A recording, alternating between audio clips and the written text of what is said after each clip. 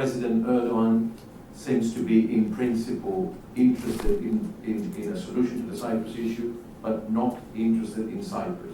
I think this is a very important distinction in drawing the lines of interest, and if you like, by extension, the incentives behind this. That's why I said that I don't know for how long this will be the case. I can list a number of reasons why he would in principle be interested, why he has been in principle interested until now. Obviously, Kemal, you mentioned the decline of the EU as a characteristic, and that I think is particularly pertinent in the case of potential accession of Turkey. But of course, it's a domestic project as well, which consolidate him as the greatest leader since Ataturk's time in solving one of the national causes, an economic one. There's an incentive on energy cooperation. I can go on and on and on. But this is a political project. It's not an ideological one for him, to my mind. I might very well be wrong. That's why I think the incentives need to be understood within a very specific time frame, and I don't know if they will be there for the future. Now, concrete obstacles that have prevented, if I understood correctly, the coming together until now. It can be anything from a purely political projects. For instance, the prioritization of re-election interest in the past, even at the expense of the national cause, could be one.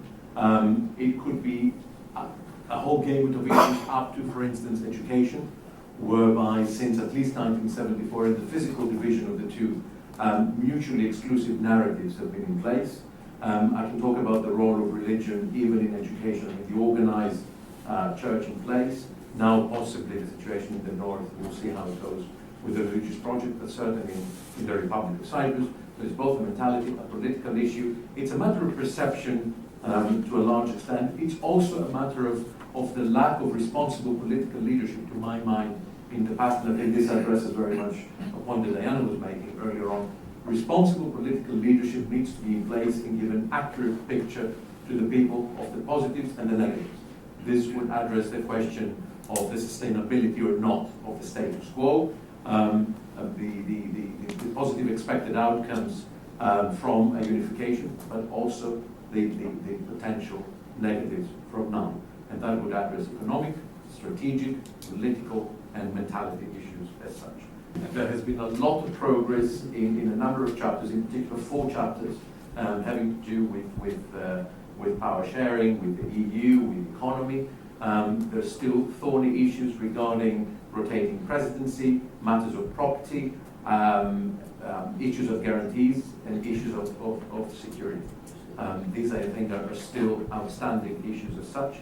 There has been a lot of progress in the rest of the chapters. I think it's important that you have now 2 leaders that are in principle interested in a solution to the Cyprus issue. They have an excellent rapport between themselves, unprecedented perhaps until now. You also had a very good constructive involvement of the international community, the main states in particular, like the United States, but also the international community through the UN, the IMF, the World Bank, in concrete ways in facilitating the process.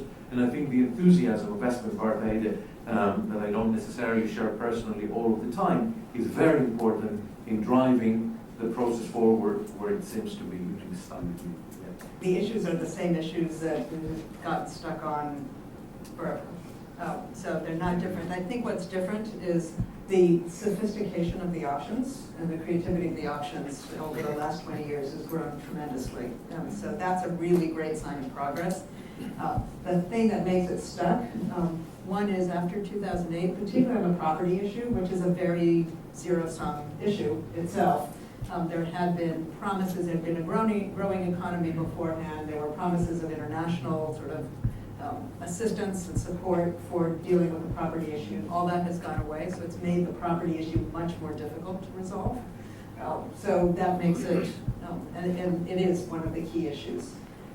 And I think it boils down to people there are really difficult trade-offs. I mean, I think we've assumed over time that the personalities, if we got people with goodwill, that's what was needed. And there are some really fundamental substantive differences, and Harry points that out, and Harry meant to point that out in the paper, that really do need to get resolved, and they need to make some decisions about what trade-offs what's more important and what's less important, and those are really difficult to do. So I think that part I haven't seen very much of yet.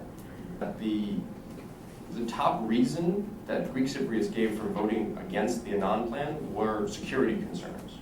And that's really the primary, more than anything else, because as negotiations progress, again, I'm sort of getting off my particular area, but as negotiations progress, a lot of what will happen has already been settled.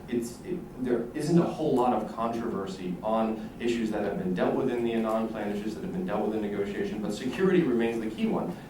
The historical record of the failure of the Annan plan, Annan's report about Cyprus, he actually came out and said, I had to fill in the remaining gaps, the core parts of the plan, particularly those relating to security, on which Greece and Turkey couldn't agree.